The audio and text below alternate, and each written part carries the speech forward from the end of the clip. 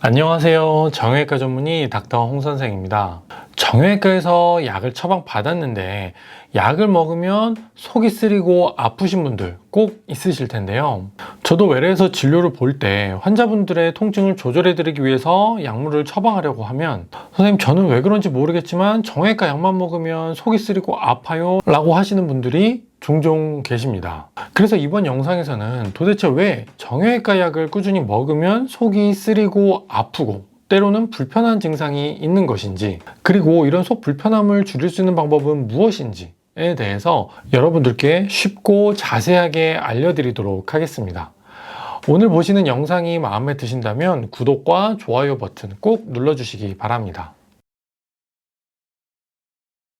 일반적으로 정형외과에서 처방받는 약에는 통증을 줄이기 위한 진통제가 포함이 되어 있는데요. 진통제는 사실 세 가지로 분류할 수가 있습니다. 첫 번째로는 마약성 진통제로 통증이 너무 심해서 강한 진통 효과가 필요할 때 사용합니다. 하지만 이런 마약성 진통제는 중독성도 있고 장기간 사용 시 문제가 되는 부분들이 많이 있기 때문에 일반적으로 통증 조절의 목적으로 처방을 하지는 않습니다. 두 번째로는 비마약성 진통제 중에서 해열 진통제 또는 중추성 진통제라고 하는 것입니다. 대표적인 약으로는 타이레놀 같이 아세트아미노펜 계열의 약이 있는데요. 이런 해열 진통제는 중추신경계에서 주로 이 약들이 작용하기 때문에 뇌와 척수신경에 염증이 있을 때는 아주 좋은 효과를 보이지만 관절이나 인대에 염증이 있을 때는 크게 효과가 있지는 않습니다. 그래서 정형외과에서는 이 해열 진통제를 통증을 조절하기 위한 목적으로는 잘 사용하지 않습니다. 세 번째로는 비마약성 진통제 중에서 소염 진통제입니다. 이것이 오늘 말씀드릴 내용인데요. 영어로는 비스테로이드성 소염 진통제라고 해서 NSAID라고 하는데요. 이 소염 진통제는 스테로이드는 아니지만 우리 몸에서 효과적으로 염증을 줄여주고 통증을 줄여주는 작용을 하기 때문에 근골격계에 통증이 있을 때 많이 사용하는 약물입니다. 실제로 여러분들께서 정형외과에서 통증이 있어서 약물을 처방받았을 때 대부분 이 NSAID라는 소염 진통제를 처방받게 되는 것이고요. 하지만 이 소염 진통제를 장기간 복용하시게 되면 앞서 말씀드린 대로 속이 쓰리거나 불편한 위장관 부작용들이 나타날 수가 있는데요. 이 약이 우리 몸에서 어떻게 작용하는지를 알면 왜 우리 속이 불편한지를 쉽게 이해하실 수가 있습니다. 우리 몸에서 염증과 통증을 일으키는 물질은 바로 프로스타글란딘이라는 것인데요. 아라키돈산이라는 물질이 사이클로옥시제네이즈, 줄여서 콕스라고 부르는 효소에 의해서 프로스타글란딘이 만들어지게 되는데요. 소염 진통제는 우리 몸에서 이 콕스라는 효소의 작용을 억제해서 프로스타글란딘의 합성을 막아 염증과 통증을 감소시키는 작용을 합니다. 그런데 이 콕스는 콕스1 그리고 콕스2 두 가지 작용이 있습니다. 앞서 말씀드린 염증과 통증을 감소시키는 데 작용하는 것은 바로 이 콕스2인데요. 그럼 나머지 하나인 콕스1은 어떤 것과 관련이 있느냐? 바로 오늘 말씀드릴 위점막 보호작용과 관련이 있습니다. 이 소염 진통제를 복용하게 되면 염증과 통증을 줄여주는 콕스2만 작용하는 것이 아니라 위점막을 보호해주는 과정에 작용하는 콕스1에도 이 소염 진통제가 영향을 미칩니다. 그래서 위를 보호해주는 위점막이 생성되는 것을 이 소염 진통제가 막아버리니 약을 먹게 되면 속이 쓰리고 아플 수밖에 없는 것입니다. 정리하자면 우리가 흔히 복용하는 소염 진통제는 우리 몸에서 염증과 통증을 조절하기도 하지만 정상적인 위점막의 회복 과정을 방해할 수가 있고요. 그래서 장기간 복용을 하게 되면 속이 쓰리거나 불편한 증상이 생길 수가 있다라고 할 수 있습니다.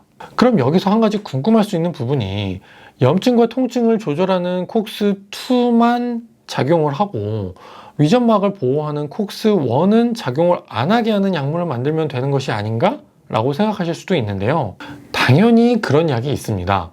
선택적 콕스2 억제제라고 불리우는 약들인데요. 셀레콕시브, 에토리콕시브, 폴마콕시브 이 세 가지 성분의 약들이 현재 우리나라에서 승인되어 시판되어 있는 약들입니다. 그렇다면 속이 불편한 사람들은 이 약을 처방하면 되는 것은 아닌가? 라고 생각하실 수 있는데요. 당연히 이 선택적 콕스2 억제제 약물을 복용하시면 통증도 효과적으로 줄고 위 점막을 보호해 주기 때문에 확실히 속쓰림이나 불편함에 있어서는 효과를 보인다고 연구 결과에 나와 있습니다. 하지만 최근에 나온 연구 결과들에서는 이 선택적 콕스2 억제제를 장기간 복용을 하게 되면 위 점막은 보호가 되지만 심근경색이나 뇌경색 같은 심혈관계 질환에 문제를 일으킬 수가 있다는 보고들이 나오기 때문에 만약에 심혈관계 쪽에 문제가 있으신 분들의 경우에는 이런 선택적 콕스2 억제제를 사용하기가 부담스럽습니다. 그렇다면 기존의 진통소염제를 먹으면서도 속이 불편하지 않게 하는 방법은 어떤 것이 있을까요?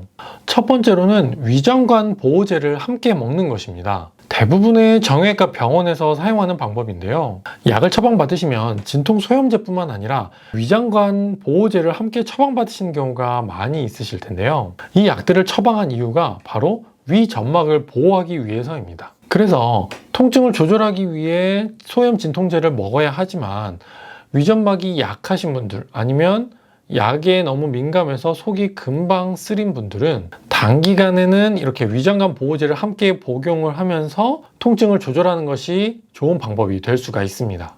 두 번째로는 빈속에는 약을 드시지 않고 약을 먹는 중에는 너무 자극적인 식사는 피하는 것입니다. 빈속에 소염 진통제를 드시거나 자극적인 식사나 음주를 한 뒤에 이 진통소염제를 드시게 되면 안 그래도 약해진 위 점막에 더욱 자극을 주게 되어서 속쓰림이나 속 불편한 증상을 더 일으킬 수가 있습니다. 그래서 소염 진통제는 꼭 식후에 드시는 것이 좋고요. 통증을 조절하기 위해 이 소염 진통제를 드시는 동안에는 너무 기름지거나 자극적인 식사는 피하시는 것이 편안한 속을 만드는 데 도움이 됩니다. 마지막 세 번째로는 약을 줄이는 것입니다. 당연히 속을 쓰리고 불편하게 만드는 원인이 되는 소염 진통제를 먹지 않게 되면 불편했던 속도 좋아지게 될 것입니다. 이런 당연한 이야기를 제가 왜 하느냐?